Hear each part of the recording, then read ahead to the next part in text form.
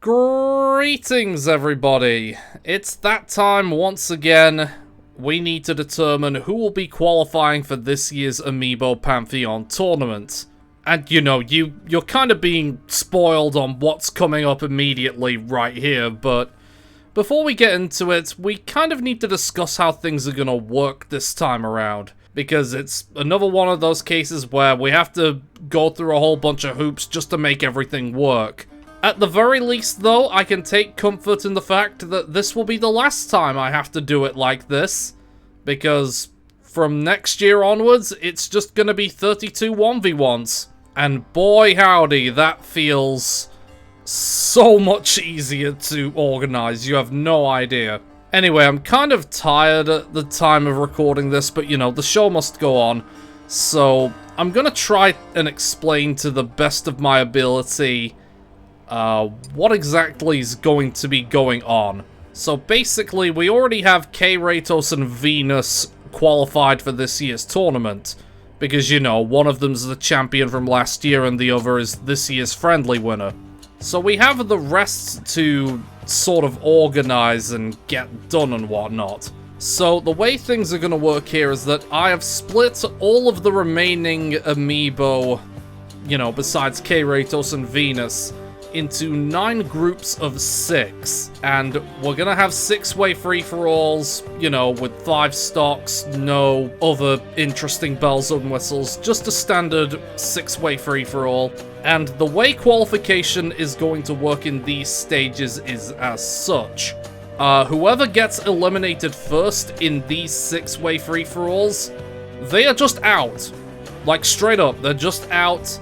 They don't get a chance to qualify for the tournament. They're just gone. The Amiibo that finish in the top 3 of these first set of 6 ways, they will automatically qualify. So, if you do the math, there will be 27 qualifiers from these 9 matches.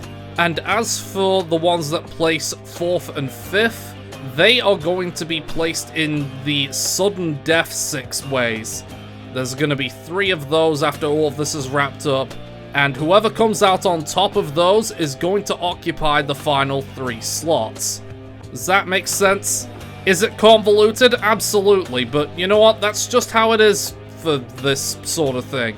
Like I said, it's the last time we're going to have to be this convoluted, but, you know, let's just put all of that to the side. We have our 6 combatants here, left to right.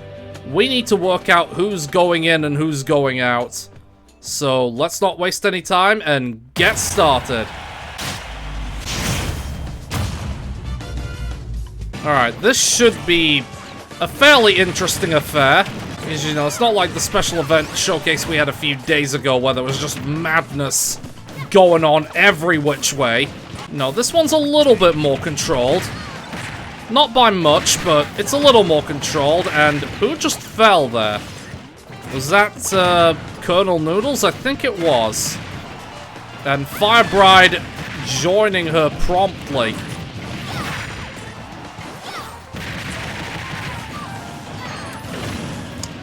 Interesting tactic there from West. I've got to be honest. But, you know, in these opening stages, you know, if they make it to the top 3, then it doesn't really matter how their performance goes. Basically, it's just a matter of avoiding going out first. If that makes any sense. Which, you know, you've got 6 powerhouses, somewhat, slugging it out in the ring. There's bound to be a lot of strange stuff going on. There are a couple of interesting fighters to watch.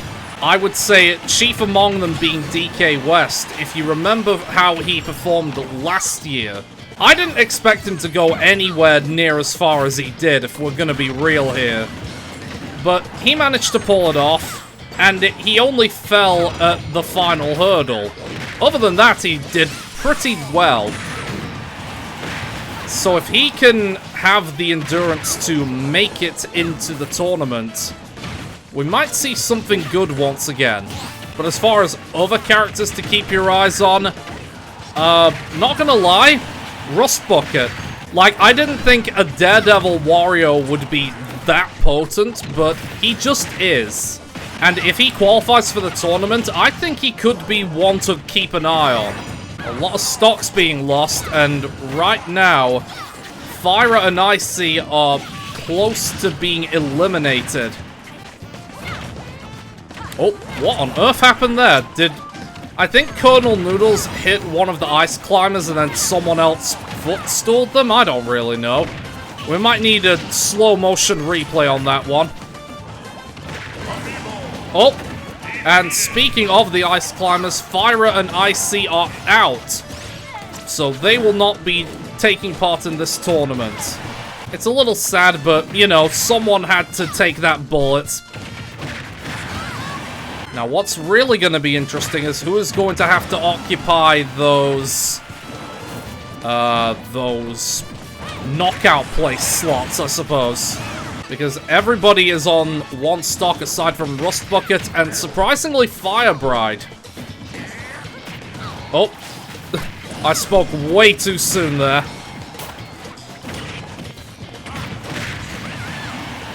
Alright, DK West now brings it all the way to one stock for everyone. This is the first instance of squeaky bum time. You may have never heard that expression before, but don't worry. Oh! Alright, Colonel Noodles is in 5th place. And DK West is joining them in 4th place. So that means Rust Bucket, Fire Bride, and Pauling, they all get to qualify for this tournament. They are the first ones to be confirmed for this year's tournament. Fire Bride could have a potential upset here, even though it effectively means nothing for something like this. Because, you know, they've already met the quota. There's basically nothing to prove here. Come on, you two, finish it up. Oh, and a dash attack. Fire Bride actually manages to take 1st place in this group, which is something you probably would never have seen coming. So anyway, Fyra and Icy are out. Rust Bucket, Pauling, and Fire Bride qualify.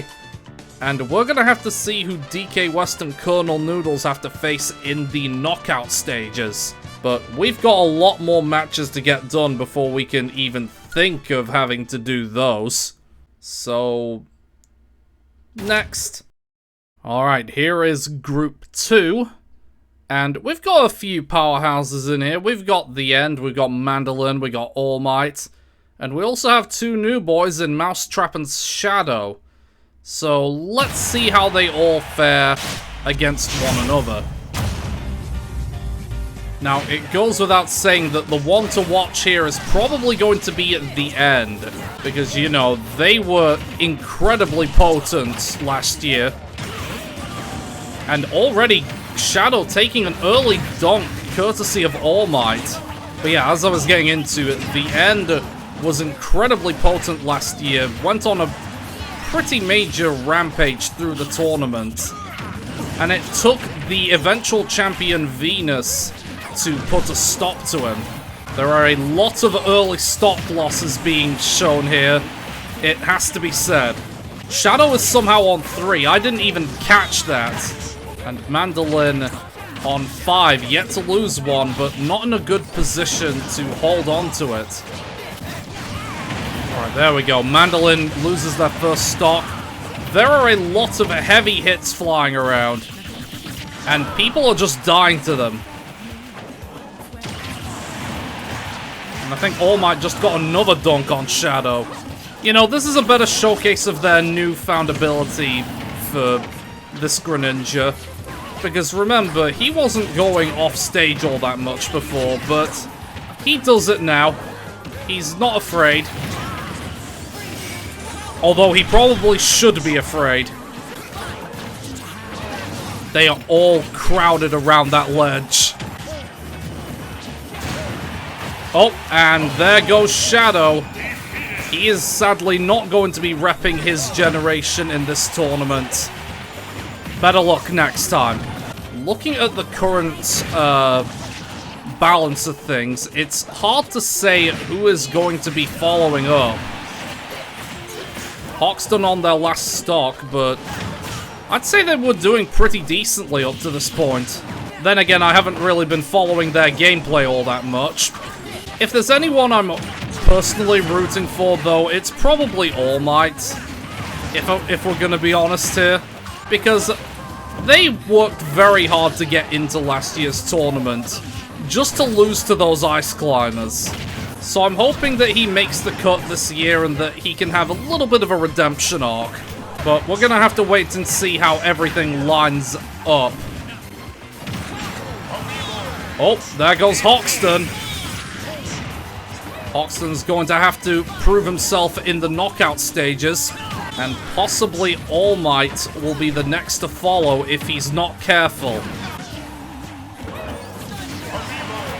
Oh, yep, there goes All Might. So, we have our new qualifiers here from this group. We have Mandolin, Mousetrap, and The End. And you know, fair play to Sora for managing to make it this far. So, we're gonna see how he fares in the tournament. Because if memory serves, he's the first Gen 5 to qualify. Wait, no, that's completely wrong. Rust Bucket qualified. So, Mousetrap gets to join him. Alright, and then we have Mandolin in The End here to close this match out. Even though, as far as everything else goes, it's a foregone conclusion. Because they're both in the tournament now. The actual outcome doesn't really matter all that much. Yep. I suppose that's not really all that surprising. But we have our results from this group. And All Might and Hoxton will be having to take their positions in the knockout stages. Testing times for those two, I'm sure. Those stats are certainly something, aren't they? Oh well, next game. Alright, a very interesting lineup awaits here in round 3. We have quite a few interesting competitors in what is looking to be a very strong-looking group. So let's not waste any time and find out who will come out on top. I don't know about you, but of the bunch that I'm looking at in this group, the one that I will be keeping my eye on is Medic Bag. Because given what I've seen of him so far this year, if he can qualify, I feel like he could be a surprise contender. The problem is, I feel like he was drawn in an absolutely abominable group. Because, you know, you've got the likes of MS Hammer, you've got Hermes, you've got Mr. T, the Mii Gunner.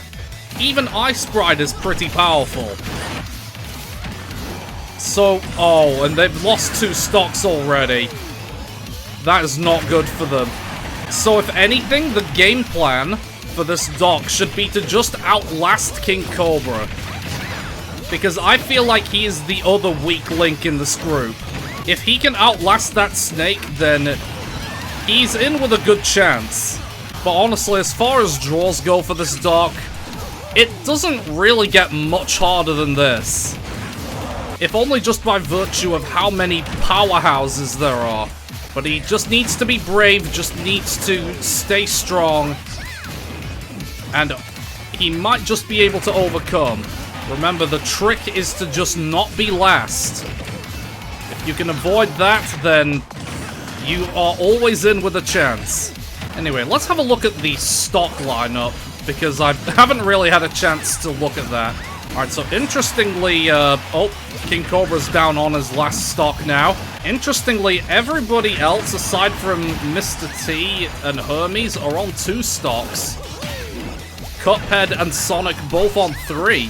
A very interesting case in this 3-for-all, but I suppose it makes sense. Hermes has probably been using that speed of his to his advantage. Get out of there, Doc. Oh, what a parry. That was absolutely huge from him. How crucial could that parry prove to be?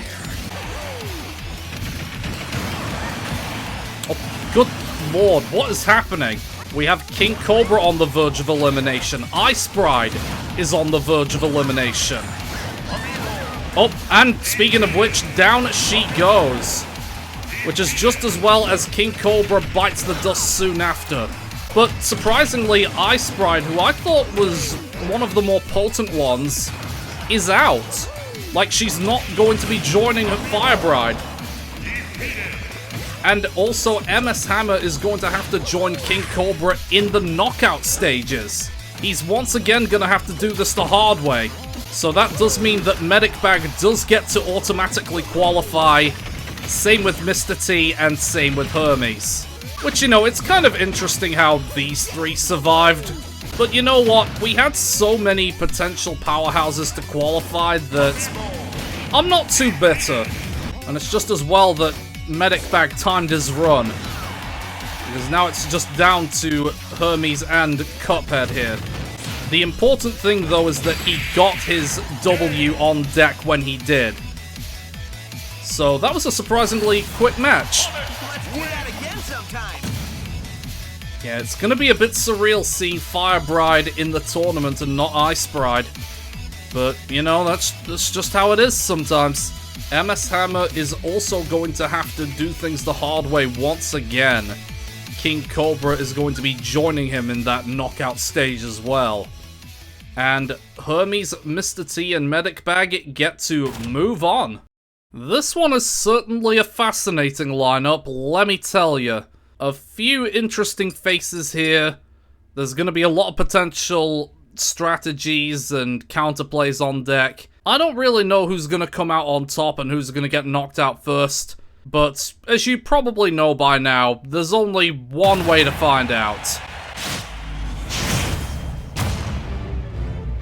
Now, this group is particularly fascinating for one simple reason, and it's that over half of the cast in this group is straight up a green type.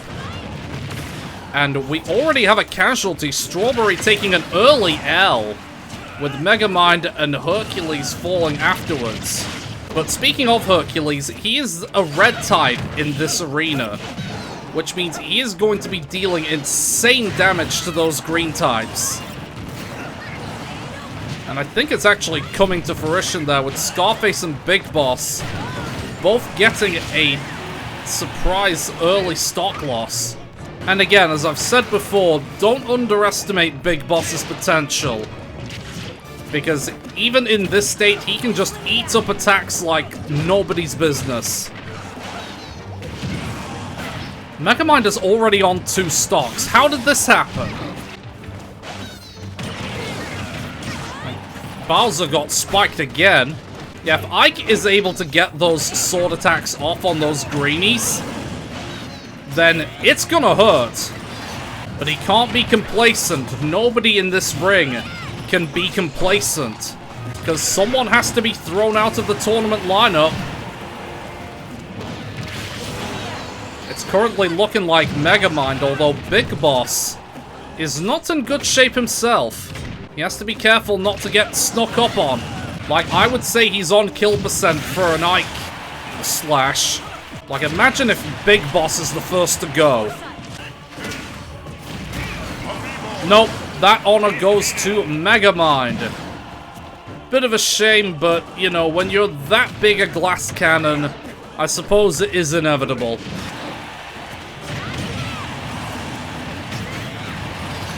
What on earth is going on? Scarface and Strawberry were just watching that take place. Anyway, Big Boss is out now, so he's gonna have to face someone in the knockout rounds. And by the looks of things, possibly Strawberry or the Aegis are going to be joining him. Possibly Hercules too. Oh, no. Ike made sure that he locks himself in for the tournament. Which, considering his start, is a little surprising, not gonna lie, but you know what? I'm all about present...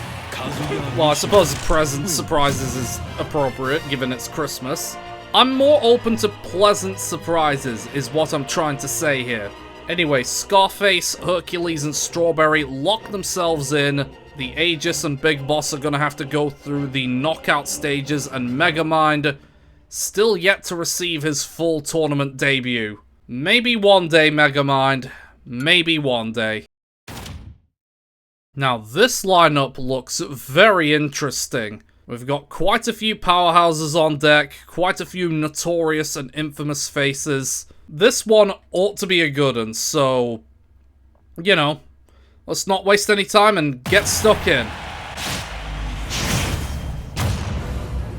There's gonna be a lot of interesting tactics on deck for this one. And Fortune wasting no time in dunking Akira.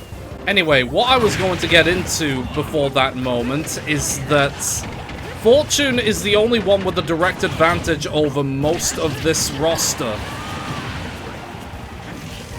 And unfortunately, he lost his stock to the one person he didn't have an advantage over. But yeah, he has that blue typing, and everyone except Taskmaster has red typing. But, as we've seen in the past, that doesn't really mean a whole lot. If you don't have the ability to close things out, what type you are doesn't really mean a whole lot. And it's gonna be interesting to see how Fortune will eventually cope, because, you know, Akira aside, he's got quite a few powerhouses to get past in order to seal his place in this year's tournament. You know, you've got Maximilian, who's an insta-drop gremlin. You have Stevel, who is Stevel. You have Frozone, who is looking for redemption after finishing last in the previous tournament. And you have Taskmaster, who's just powerful. Right now, Stevel making the most of his auto heal. And really just playing the same old grimy gameplay that won him that match against the Aegis in that special event showcase. He went into this match ready to imitate the turtle. Frozone needs to watch himself, though, because he is at danger of going out if he isn't careful. But then again, Taskmaster's also on his last stock. They're all crowded around that ledge. That's dangerous. What is happening on this ledge? Oh, there goes Akira. Yeah, I figured that was gonna happen sooner or later. So, Akira is out. Frozone is in the knockout phases. But the question is, who is it going to be that joins him there? Right now, it's actually looking like Taskmaster. And pay attention to Stevel, who still has another stock in the tank. Oh, and there he goes. Alright, so Taskmaster's gonna have to go through the knockout phases. That sort of arena is going to get incredibly loaded. Because, you know, let's do a brief body count while we wait for this to wrap up. You have MS Hammer, who has a perfect tournament attendance record as far as the main ones go. You have DK West, arguably a fan favorite. You have Big Boss, who is just an absolute unit. You have All Might the Captain Falcon, and now you have Taskmaster the Link. And depending on how they get drawn, then, you know, it could get rough for all of them. Because it may end up being a case that only one of them gets to make it. Those knockout groups are definitely going to be interesting, that's for damn sure. Okay, editing Matt. If Stevel plans to camp until time over, okay. He learned his lesson from last time. I can appreciate that.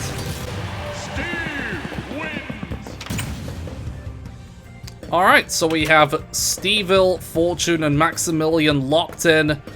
Akira's going home. And Taskmaster and Frozone take their place in the knockout stages. We're more than halfway through round one.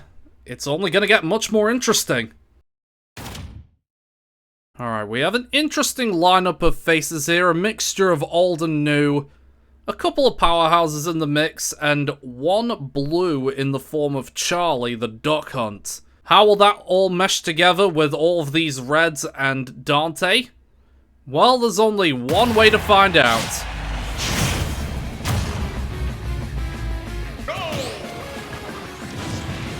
Alright, well, Duck Hunt just wasted their main tool there. I think out of everybody, I'm going to be keeping my eyes on Dante. Because, you know, he's not the same Mii sword fighter as he has been in the past. He has had a few new Amiibo to learn from. And those new nuggets of information could prove to be the difference breaker. They're all crowded around one another. Oh.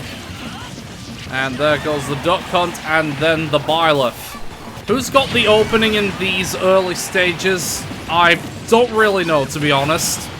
Judging by a quick look at the percents and stocks, it looks like Byleth actually has that edge. But you know how unpredictable this has already been. That could change at any time. I'm pretty sure that was a double kill on the part of Kirby there. You know, Kirby's actually managed to turn it around. You know, he started this match not in a good way, but he's starting to put in some work. Fuse boxes on their last stock. And Dante is joining them as well. Oh, that is so crushing for Dante. A cheeky footstool, and just like that, they are robbed of an opportunity for this tournament. And who just got eliminated there? I think it was Fusebox. So that Pikachu's still in with a shout to qualify. A very slim shout, but there is always a chance. Listen, if Fire Bride can qualify for this tournament and not Ice Bride, then anything's possible. So now the question is, who is going to be joining Fusebox in that knockout stage? The evidence is pointing towards the Riddler, but he is a potent powerhouse and he could just about sneak one more kill in. Oh, is that... Yep. Alright. So it's going to be Charlie joining them in the knockout stages. And it's Mira... Jesus Christ. It's Mira, Riddler, and the Blob who get to automatically qualify. And, you know, good on the Riddler for finally making it back. Here's hoping that he has a decent tournament showing to match his efforts for getting here. Allow me to demonstrate. So yeah, we've got quite an interesting lineup already, and we still have 3 more groups to go. Just hold on to your seats, people, because it's only gonna get more ridiculous from here. Another strange gaggle of faces and another newcomer in the mix in the form of Timmy. We've got a few reds, a blue, and some neutrals in here, so this one should be fascinating. Now, if Ivy is smart, then she will try to get as much damage on the board as she can. And immediately wasting no time bullying the new kid on the block. I suppose this one's notable for having a lot of items around. You know, you got Bonesaw's sword, you got the fairy bottle, you got the scythe, you got a lot of things. Speaking of, Timmy has Mama Luigi's scythe, actually. And making quite a lot of use out of it. And Braveheart just let Liar punch him in the back. I've only just registered the fact that Mama Luigi's already on 3 stocks. When did this happen? Same with Ivy, like, what the hell happened with these two? I mean, I get that we have Bonesaw in the ring, and he's probably the primary cause for most of them. Exhibit A. But still, like, come on, guys. A little bit of survival in your kit. And pay attention to Liar somehow mastering the art of the cockroach and just not... Oh, well, okay. But even still, she took a long time to lose her first stock. Maybe that's part of her strategy. Ivy's at risk of going out before the tournament even begins. But she's going down swinging, it has to be said. And again, pay attention to the Bayonetta. Taking a very long time to get their next stock off. They're not doing much, but they're also not dying a lot. Everyone's just too busy fighting each other, which I imagine works wonders in a place like this. But when it comes to the tournament proper, how is she gonna replicate that? Oh, Luigi with a brilliant tornado there. Ivy is officially gone. Okay, I was gonna say, Bonesaw and Braveheart, they weren't exactly feeling up to it in that moment. This could be a surprising qualification for Liar Liar here. Unless things turn around majorly. And I guess Timmy was just fed up. Alright, Timmy is in the knockout phases now. And Mama Luigi just joined him, so our qualifiers from this one are Bonesaw, Braveheart, and interestingly, Liar Liar the Bayonetta. I think 2024 is going to be her tournament debut, at least I think that's the case. I could be mistaken. But yeah, it's like we're seeing a lot of surprises in this qualification setup. But yeah, you see, now that it's transitioned to the 1v1, there's nowhere for her to hide. She can't hide behind the lunacy of a free-for-all anymore. But stranger things have happened, I suppose, so we'll just have to wait and see. And that is a meaty up smash. And that will close out this group. Not an option. Honestly, there have been a lot of decent surprises on deck today, and I'm all for it. Yeah, Roy with an impressive 10 kills. He was on fire in that one. We've got a lot of faces in this group that should be willing to prove themselves tonight. Or at least fight for their right to not go home first. One of them will have to, and we're just gonna have to wait and see who ends up receiving that dubious honor. So, while we let this match sort of simmer for a little bit, I want to bring up the recent poll that I started in my community tab. At the time of this being recorded, that's actually progressed throughout nearly 1 day of its 3-day life cycle. Although chances are this will be on the final 24 hours by the time this comes up. And at this present moment, Palutena is actually winning the 4-way race. But Diddy Kong is not even close to being out of it. So, you know, if you want to see Diddy Kong reach the Generation 6 lineup, go ahead and put your votes in if you haven't already. Because you still have a bit of time to do it, and those votes could make the difference. Me personally, my heart will go to Diddy Kong every single time, but whatever happens, happens. It is the people's choice for a reason. Anyway, now that I've got that little, you know, self-promotion out of the way, what's going on here? What are we looking at? In the time I've taken to get through that plug, Van Helsing is almost on the brink of elimination. And interestingly, Captain M and TJ Creed, despite being pretty heavily damaged, you know, they're doing decently in terms of stocks.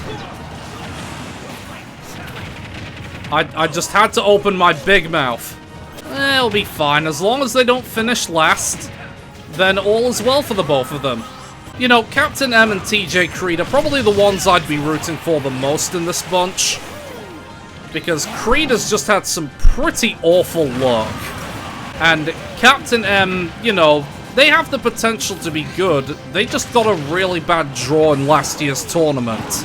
So, you know, I want the both of them to do well. But they've got to get their foot in the door if they want to have any chance of doing that. You know what I'm saying? at the moment, it's looking like Hurricane or possibly Van Helsing could be going out of the door. Oh! And it's actually Hurricane who gets eliminated. They are not going to be participating in this year's tournament. Which is a shame because, you know, I feel like that Cloud is capable of good things, but, you know, that's just the luck of the draw sometimes. Oh, that Charizard with the Stomp, and Mario quick to return the favor. So Van Helsing is at least legible for a knockout position. If he plays his cards right, he could sneak into the tournaments themselves. Oh. Oh, is that the last one? Yep. Vermilion is knocked out, just couldn't recover as the weakest Link Squirtle. And the double KO punch from TJ Creed settles it in very short order. Thought for a second the game crashed. That was kind of freaky. But yeah, look at that. Van Helsing managing to clutch it out. And he gets to join Captain M and TJ Creed in this year's tournament. And look, Little Mac with 10 kills to his name. He was on fire. There's no doubt about it at all. And here we are with the last main group, and I know some of you probably been wondering, like, where Darkseid was, and all that. Well, these are our final 6 to choose from, our final new generation in the form of ChatGPT. This is the final set of qualification slots that can be given automatically, and one of them will have to go home early. So let's not waste any time and find out what happens. Now, the one to watch here, I think, will be the Ganondorf, because, you know, with his fast movement and his insta-drop, and his overall power, he is going to be an incredibly tough one to beat. Or even just a tough one to outlast, really, if we're gonna be real. And ChatGPT, with their shield broken, nobody really capitalizing on it. Ooh. Brutal stuff going on here. People are falling left, right, and center. It's ridiculous. And again, they're all hanging around that ledge. That is dangerous, because a lot of them have brutal spikes. You don't want to be on the receiving end of them. Oh! Brutal double spike. I think that was R.O.B that ended up getting them. And also worth noting that while ChatGPT is not exactly doing strongly, he too is adopting the turtle strategy of just sitting back, playing defensively, and just letting everything else take care of themselves. But the question is, will the other combatants realize that? Oh, that's not a good sign for Iron Fist. He is on the verge of going home. Oh, spicy.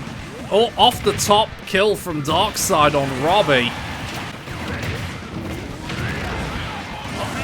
Oh, and Iron Fist is gone. He is the last to be officially eliminated, at least in these opening group stages. So now the question is, who else will finish where? Because Dreadlock's not looking good, but neither is Darkseid, still on one stock. He's going to have to get a lot of early kills, and was looking for it with the up tilt, but just couldn't quite get that conversion. Oh, but he'll get the conversion with that Warlock punch. Goodness me. And it was all for naught. He tried his damn hardest, but it just wasn't enough. So these are our final qualifiers here. We have Kenshiro, R.O.B, and ChatGPT the R.O.B, which I guess turtling does have its benefits, hey. So that puts Darkseid and Dreadlock in the knockouts, sorry. And again, that scene is incredibly loaded with powerhouses. And only 3 of them are allowed to come in. Like, hold on to your hats, people. This is only... We're only just getting started. Oh, and there goes Kenshiro. Rob and Robbie are going to be finishing this one out, and big up smash. That's gonna take it for the Rob.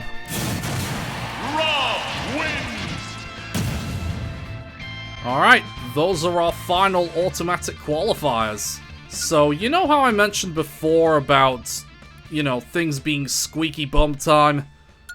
You might want to get yourselves braced, because we're really embracing it now. I also have no idea how the groups are going to look, so future Matt, you had better think of something fast. 20 minutes later. Alright, we've taken a bit of an intermission, we've sorted out our remaining 18 finalists, battling for the final 3 places in the tournament. And we have some interesting groups in line here, especially this one that we're going to be starting on, because this is where MS Hammer and Taskmaster are going to have to duel for a spot in the tournament. So as I said earlier, this is squeaky bum time. There can only be 1 winner per group. So whoever's the last standing after everything is said and done, that's going to be the most important part. And MS Hammer with an early fall, how crucial could that be? We have quite a few nuisances in the mix as well. You've got Colonel Noodles, you got Timmy, you got BB and AA, and you have Osborne. And they're going to get in the way quite a lot. So we'll see how that interferes with everything. Good lord! With the way MS Hammer has started this match, his 100% attendance record for tournaments, this could be where it comes to an end. Unless, of course, he goes on the biggest run of his life. MS Hammer should try and catch someone with his dash attack, because that is going to kill disgustingly early. Oh, Rag Gordo scrambles the pack. Probably worked to his benefit in the end. With that Gordo, he kind of came out on top in that scuffle. Either way, MS Hammer is in serious trouble. If he wants to qualify ahead of the likes of Taskmaster, he's gonna have to do something. Especially since this is now his last stand. He just needs to let those big attacks fly. He can't afford to mess about. He's even turning to a lot of Gordos in what seems like desperation. Oh, big forward smash. That's the sort of stuff you want. Oh no! BB and AA have knocked MS Hammer out. He is gone. And he has lost his 100% attendance record, I think. On the balance of things, all eyes are going to be on Taskmaster, because he has that extra stock in the tank. The problem is he now has to deal with a pair of utter nuisances. And it's completely even. The question is, who would Taskmaster want to get rid of first? My mind would say, oh, well, he's got rid of the Aegis. So now Min Min is his final obstacle. Oh. And his... oh, it didn't connect all the way. Oh. If he gets one more big hit, it's over. And again, with the multi-hits not connecting, it is one big hit away from ending right here. It could have been that one right there. Or taunt. Oh, into the body. Taskmaster weathered one hell of a storm, but he locks in his place in the 2024 tournament. And spare a thought for MS Hammer, who goes home with no kills to his name and no chance to enter the tournament this year. But, as they always say in show business, the show must go on. Alright, the second of the 3 tiebreakers are going to be brought in.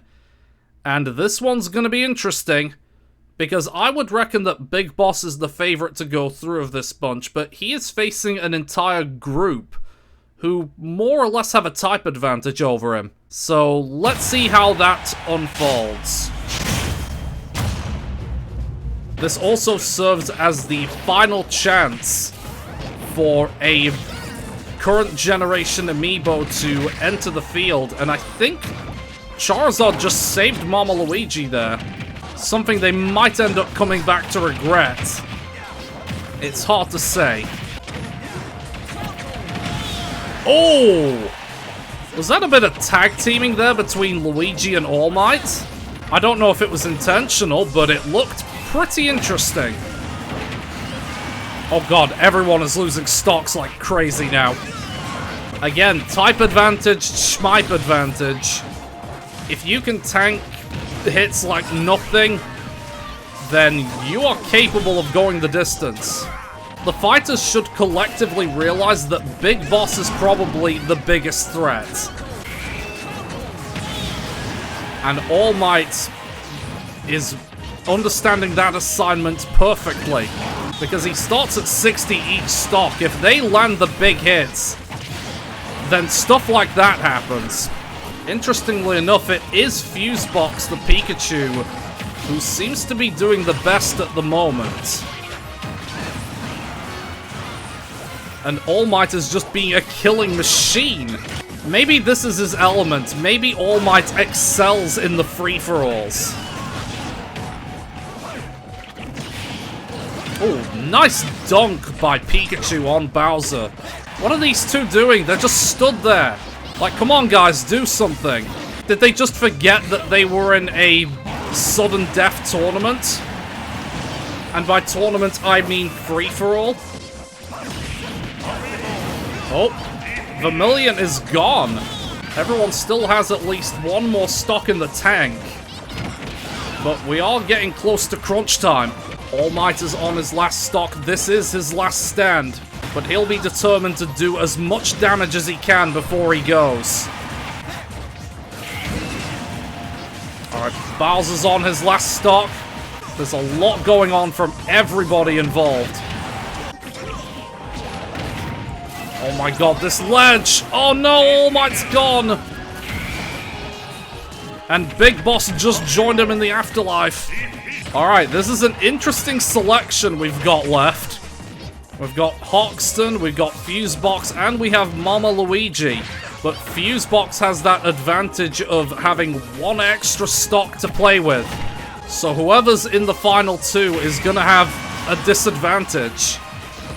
Well, potentially. Oh, there goes Luigi. Alright, he is on the verge of getting Arsene, though. This could be where the tide turns very late on. And just like that, Fusebox manages to worm her way through some pretty hefty competition and locks herself in for the tournament. And if you thought that was nuts, then we've got one last piece of the show to go before we can confirm the final slot and the final fighter for this year's tournament.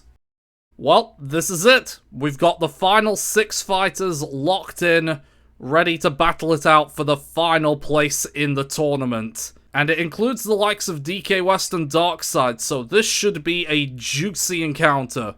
Hold on to your seats, people, because this one is going to be one hell of a ride. And it should be stressed, if it comes down to it, we cannot have both DK West and Darkseid. We can only have one.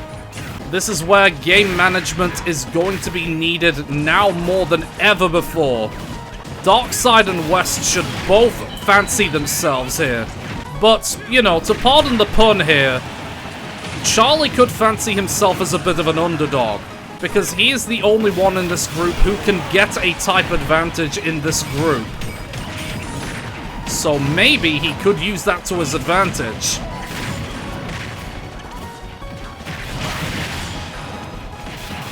Oh. Aww. King Cobra was trying to recover, but Darkseid was putting an immediate stop to that. What? What in the world happened there? I might have to look at that in slow motion because I thought I heard multiple spikes go off at once. And if they all hit Darkseid at the same time, then that's kind of messed up. Oh, beautiful combo from Charlie, getting West off the side. Oh, I saw a Warlock punch in there. You can't let yourself get hit by those. Cheeky footstool from West. Yeah, Charlie is sitting pretty on 4 stocks right now. They need to do something about that. The problem is West used his trump card very early on, so he can't rely on anything else other than his own skill set. And against some of the characters he's facing, that might not be enough. Oh, that's rough. That's very rough for West. Yeah, everyone except Charlie is on 1 stock, and King Cobra and Dreadlock both going out in rapid succession, and there goes DK West. Darkseid's the only major player left in this group. But poor priorities cost him, and now it's up to Frozone to beat this Duck Hunt. But with only 1 stock to his 2, it's not looking very likely. This is Charlie's to lose, essentially. Like, he'd have to choke big time to throw this away. Oh, throwing out the cans. And that one does it. Charlie beats the odds, sees off West and Darkseid, and locks himself in for the final slot of the tournament. So thank you for joining me on this journey. It has certainly been a wild ride, many surprising fatalities to be had, but when it comes down to the main event that is coming soon, it's going to look a little something like this. Obviously the fixtures will need to be decided soon, but that's for another time, so thank you very much for joining me. Throw us a like if you enjoyed this journey, subscribe for more, and I will see you on whatever happens next. Take care now.